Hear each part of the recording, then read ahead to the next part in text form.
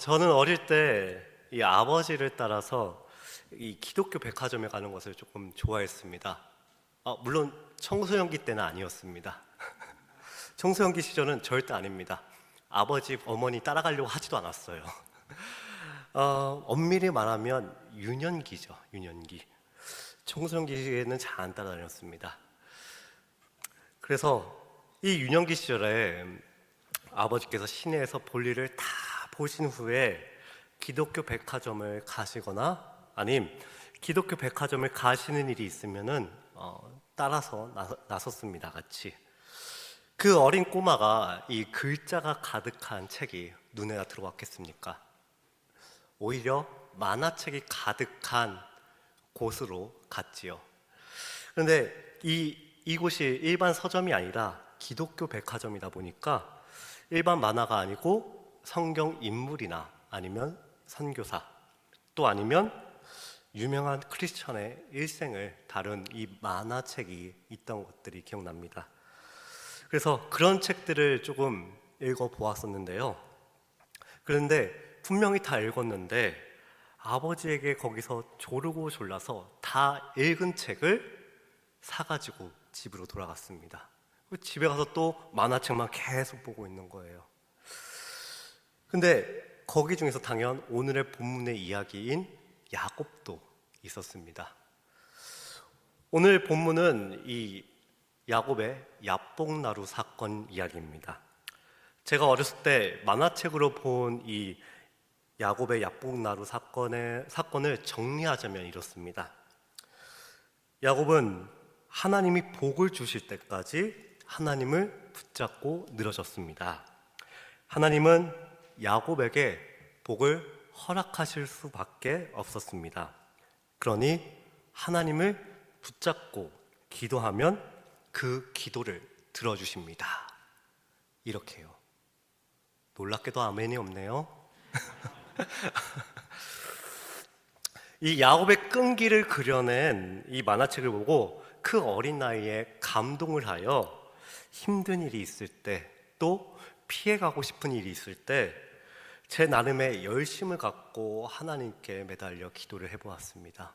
그런데 정말로 놀랍게도 아무런 일도 없었고 아무것도 피해갈 수가 없었습니다. 그래서 그 어린 마음에 이게 어찌된 일인가?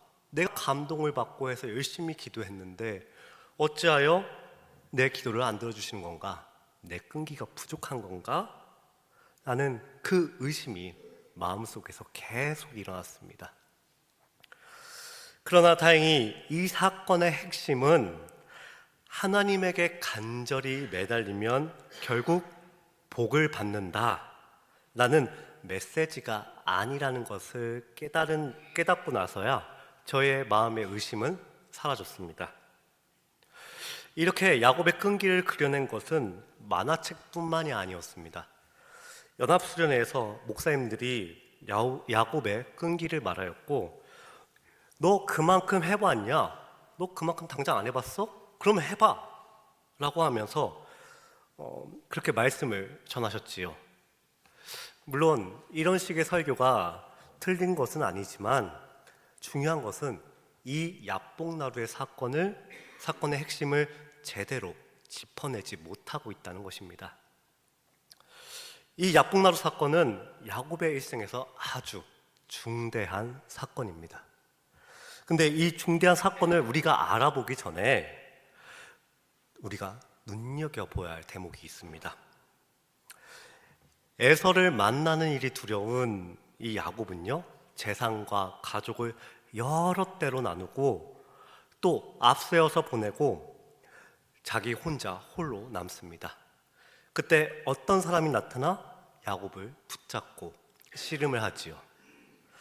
24절의 말씀을 보면 야곱은 홀로 남았더니 어떤 사람이 날이 새도록 야곱과 씨름을 하다가 라고 되어 있습니다. 우리는 흔히 이 씨름을요, 기도라고 생각합니다. 왜 그렇게 생각하냐면 야곱이 나를 축복하지 않으면 보내지 않겠다라는 그 간청 때문에 우리는 흔히 이 씨름을요, 기도라고 속단하고 있는 것이죠.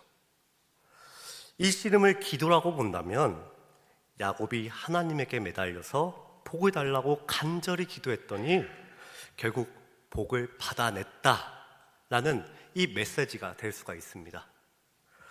그러나 이 씨름이 정말 기도일까요? 이 씨름이 기도가 되려면은 누가 먼저 씨름을 걸어야 합니까? 야곱일까요? 하나님일까요? 야곱이 먼저 씨름을 걸어야죠. 그런데 24절에서 보듯이 이 씨름을 시작한 사람은 야곱이 아니라 어떤 사람입니다. 어떤 사람. 그래서 이 씨름이 기도가 되려면, 야곱의 기도가 되려면 어떤 사람과 야곱이 아니라 야곱과 어떤 사람이 라는 이 문장이 되어야 맞는 것입니다. 그래서 이 씨름을 기도라고 볼 수 없는 이유입니다. 더 나아가서 이 씨름의 승패가 누구에 의해 결정이 될까요? 야곱에게 씨름을 걸었던 사람은 날이 새도록 씨름을 했지만 야곱을 이기지 못하자 그의 허벅지 관절을 칩니다. 그럼에도 패색이 짙자 야곱을 끝내는 떠나가려고 했지요. 이런 사실로 볼 때 이 사건은요, 야곱이 하나님에게 요구 조건이 있어서 길을 쓰고 매달렸더니 복을 받아내더라라는 이야기가 아니라 오히려 야곱에게 요구할 것이 있던 하나님이 씨름을 걸었으나 일이 의도대로 풀리지 않자 안 되겠다는 판정을 내리고 야곱을 떠나가려고 했던 것입니다. 그래서 야곱이 내게 축복하지 않으면 내가 가지 못하게 하겠다 하면서 하나님을 계속 붙잡고 있는 것이지요. 그러면 야곱은 왜 하나님을 붙잡았을까요? 우리는 야곱의 일생을 아주 잘 알고 있습니다. 높은 곳에서 야곱은 그가 태어나기 전부터 하나님의 택하심을 받은 사람인 것을 우리가 알고 있습니다. 그러나 지금 야곱은 하나님의 택하심을 받았다는 것이 무슨 의미인지, 또 하나님의 자녀답게 사는 것이 무엇인지에 대해서는 아직도 충분히 이해하지 못하고 있습니다. 이전부터 하나님의 택하심 덕분에 베들에서 하나님을 인정하였고, 하란에서는 그의 외삼촌 라반 밑에서 20여 년의 힘든 세월을 보냈지만 그것 또한 이겨낼 수 있게 하나님께서 인도해 주셨습니다. 그러나 하나님을 알면서도 하나님을 주인으로 모시지 않는 인생을 살고 있는 게 오늘 우리가 본 야곱의 모습입니다. 야곱처럼 우리도 그렇습니다. 우리를 죄에서 구원하신 분으로 예수님을 받아들이면 그만인 줄 압니다. 반면에 예수 그리스도를 내 인생의 주인으로 모시는 일은 그리 간단한 일이 아닙니다. 전생에 걸리는 일입니다. 저도 목사이지만 내 인생의 주인은 나라는 생각이 계속해서 들 때가 있습니다. 많은 크리스천들이 예수 그리스도로 말미암아 구원을 얻는다라는 이 문장에는 동의를 하면서 여전히 자기 인생의 주인은 나 자신, 자기라고 생각하여 하나님께 날 좀 이렇게 도와주시라, 하나님 날 저렇게 좀 도와주시라 요청하면서 살고 있습니다. 이런 태도는 야곱의 생애 곳곳에서 드러나는데 가장 극적으로 드러나는 사건이 바로 오늘 이 야복나루 사건입니다. 야곱이 예전부터 하나님을 몰랐던 사람입니까?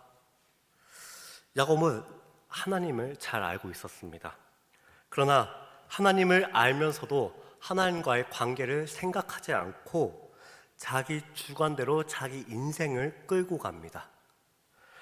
마치 메인 셰프와 보조 셰프의 관계처럼 메인 셰프가 이 음식 저 음식을 만들려고 하는데 필요한 재료 좀 가져와 라고 하는 거와 똑같은 거죠. 음식을 만드는 것은 나니까 너는 내가 이 음식을 만드는데 필요한 재료나 가져와 라고 하나님께 지시하는 것입니다. 그런데 하나님은 우리와의 관계를 이렇게 하길 원치 않으십니다. 아마 이 중요한 것을 우리에게 알려주시려고 우리 인생에 그 고단하고 답답한 일이 일어나는지도 모르겠습니다. 나는 분명 열심을 내며 살고 있는데 왜 하나님은 내 문제를 해결해 주시지 않을까? 내가 원하는 대로 해주시면 참 좋을 텐데 라며 의아해하죠. 아직도 하나님을 내 인생의 보조자로 여기는 것입니다. 다시 한번 말씀드리지만 하나님께서는 우리의 인생의 보조자로 남길 원치 않으십니다. 하나님이 욕심이 많은 우리와 우리의 그 요구사항을 다 들어주시면 우리의 신앙과 우리의 인생은 무너질 것을 아주 잘 알고 계시기 때문이죠. 그래서 하나님은 우리의 바람대로 우리를 이끌어 주시는 것이 아니라 우리의 유익을 위하여 그렇게 번거로운 일들도 사용하셔서 우리를 이끌어 주십니다. 야곱 또한 그렇습니다. 그의 생에서 하나님을 인생의 주인으로서 모시면서 사는 것이 아니라 인생의 보조자로서 더 나아가서 그의 종으로 생각하며 다닙니다. 자신의 욕심대로 또 자신의 바람대로 형의 장자권을 빼앗을 때도 아버지 이삭을 속이고 형의 복을 가로챘을 때도 그는 자기 바람대로 움직였습니다. 그런 다음에 야곱이 어떻게 되었습니까? 야곱은 자신의 목숨을 부지하기 위하여 하란으로 도망쳤습니다. 그렇게 도망간 하란에서는 행복했습니까? 자신이 사랑하는 라헬과 결혼하기 위하여 몇 년을 고생했습니까? 끝끝내 라헬과 결혼을 했지만 레아와 여종들까지 결혼을 해버려서 일이 끝나고 집으로 돌아가면 서로가 야곱을 차지하겠다고 다툼이 벌어지기 일쑤였습니다. 다툼이 일어나면 누가 그 집에 들어가고 싶어 하겠습니까? 그뿐만이 아니라 야곱은 꾀를 통하여서 부자가 되었습니다. 하지만 그의 외삼촌 라반과 생긴 불화로 인해 하란을 떠나야만 했지요. 하란을 떠나 그 고향으로 돌아갈 생각에 그가 마음이 들떠서 갔습니까? 아니죠.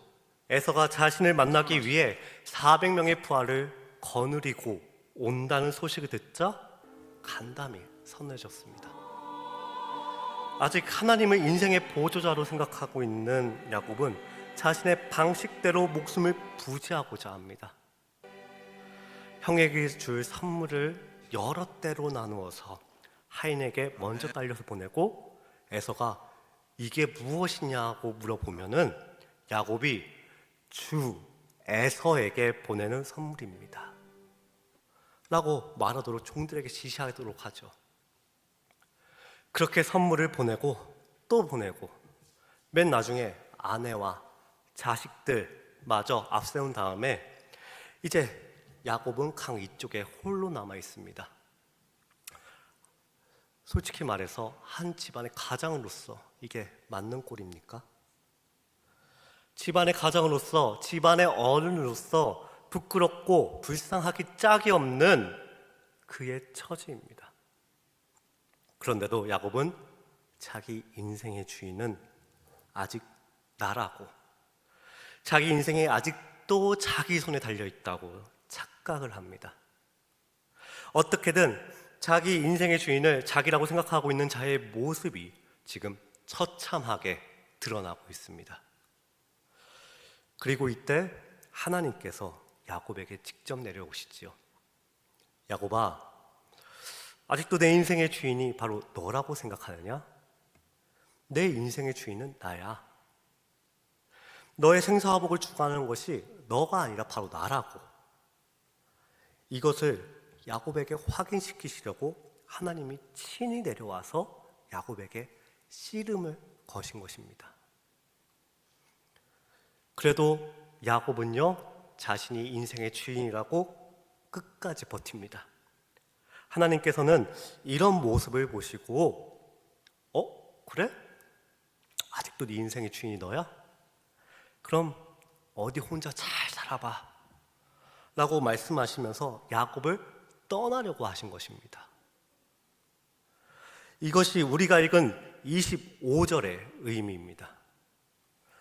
그러니까 하나님께서 몸소 찾아오셨는데도 인간은 쉽게 행복하지 않는다는 이야기가 바로 이 야복나루의 사건의 이야기이죠. 이렇게 쉽게 행복하지 않는 고집과 객기를 부리는 모습에 하나님을 이길 수 없음을 아시고 야곱의 허벅지 관절을 치십니다. 이른바 최후 통첩을 날리신 것이죠. 그랬더니 그제서야 야곱이 알아듣기 시작합니다. 그 최후 통첩을 통해 야곱이 하나님 앞에 무릎을 꿇습니다. 이제는 내 인생의 주인이 내가 아니라고, 내 인생의 주인은 하나님이시라고 하면서 하나님을 못 가게 붙잡고 자신을 축복해달라고 요청하고 있는 것이죠.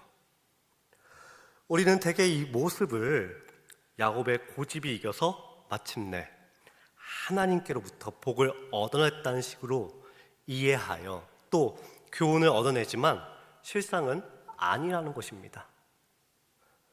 하나님의 설득 앞에 당신이 내게 축복하지 아니하면 가지 못하게 하겠다라는 야곱의 철저한 엎드림이자 순종의 모습이 나타난 것입니다.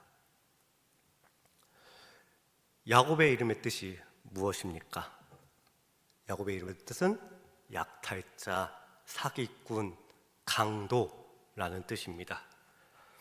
야곱은 자신의 이름의 뜻대로 그렇게 살아왔습니다.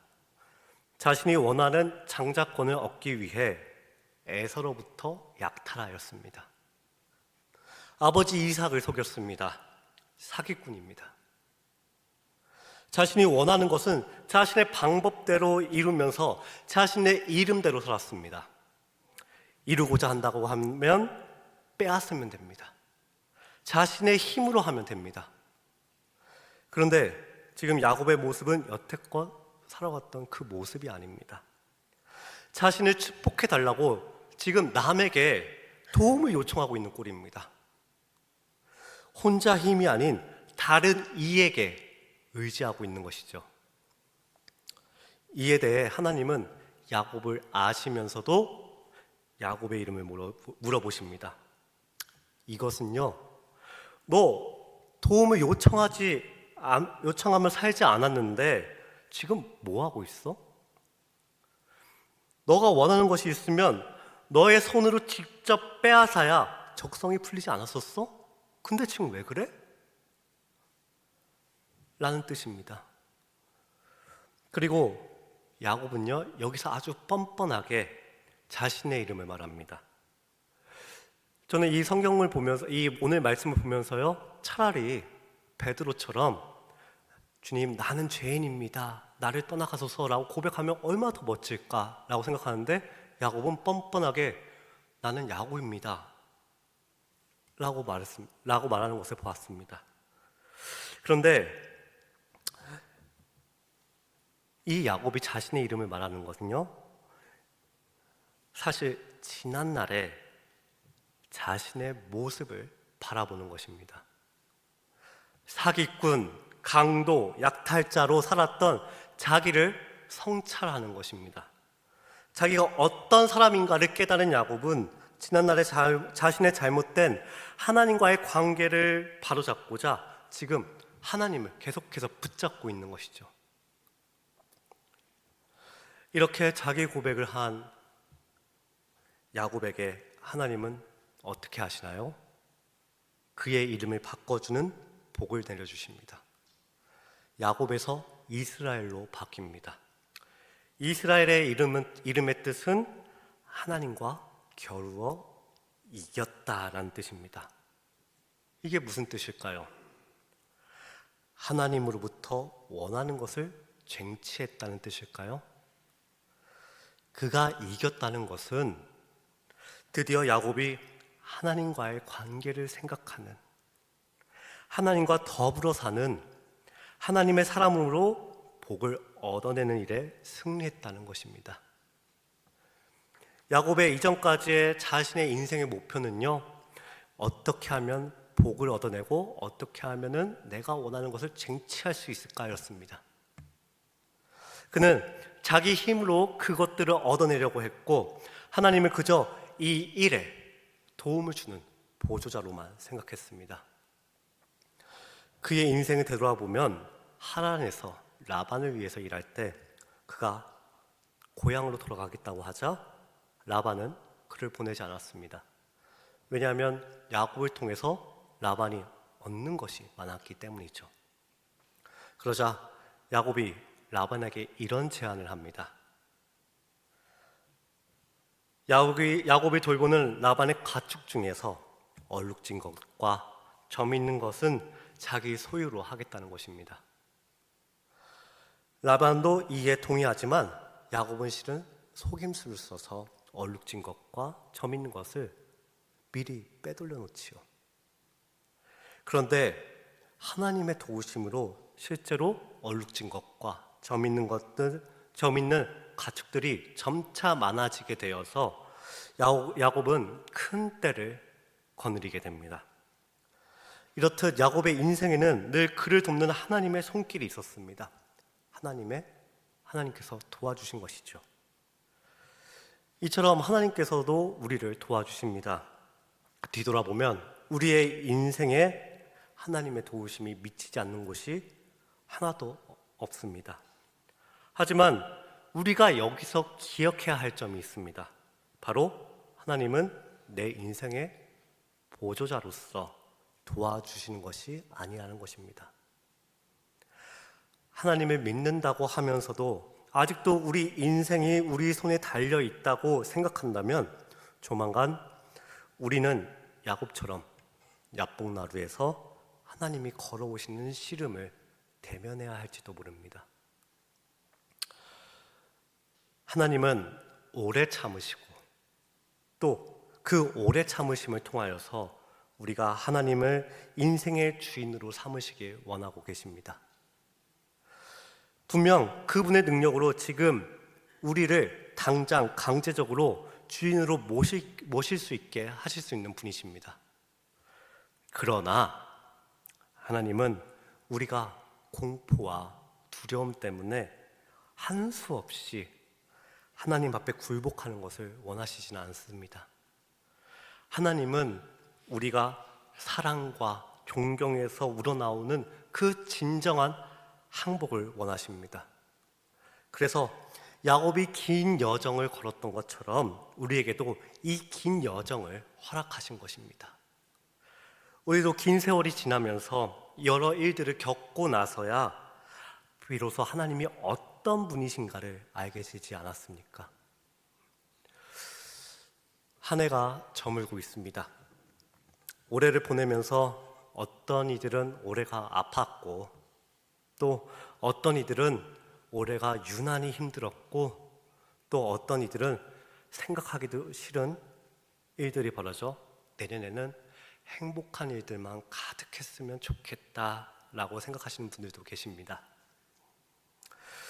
그동안 열심히 신앙생활하면서 살아왔고 잘못한 일도 없는데 어려움에 빠진 거죠.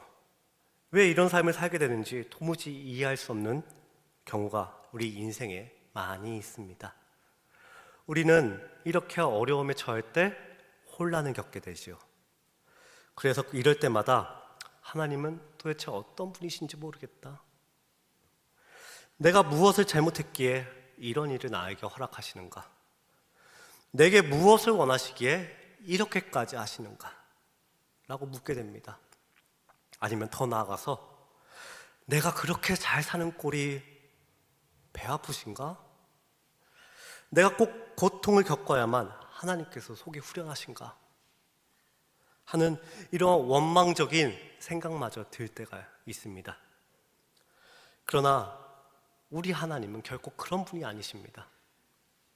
이런 일들을 겪으면서 알게 되는 것은 나를 향하시는 하나님의 생각이 아니라 하나님을 대하고 있는 우리의 참 모습을 알게 되는 것이죠. 하나님을 안다고 하지만 아직 하나님을 인생의 주인으로 모시지 않고 살고 있는 우리의 모습이 현저히 드러나는 것입니다. 오늘 야곱의 모습이 바로 우리의 모습으로 나타나는 것이죠. 내가 원하는 방향, 내가 편한 방향, 나의 행복의 결과로 나타나지 않았을 때 드러나는 그 하나님의 위치. 보조자로서 하나님은 저 바닥에 계시고 내가 인생의 주인인 이 비참함의 결과를 마주하게 되는 것입니다. 의지하는 것과 주인으로 모시고 사는 것은 다릅니다. 야곱이 그 전에 하나님을 의지하지 않았던 것이 아닙니다. 에서가 400명의 군사와 함께 온다는 이야기 듣고 심히 두려워 야곱은 하나님께 기도를 했습니다. 우리 한번 창세기 32장 9절 말씀 한번 볼까요?